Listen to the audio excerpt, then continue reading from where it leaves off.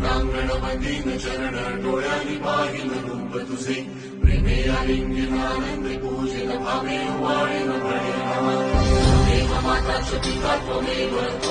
बन्धुश्च सखा त्वमेव विद्या जनम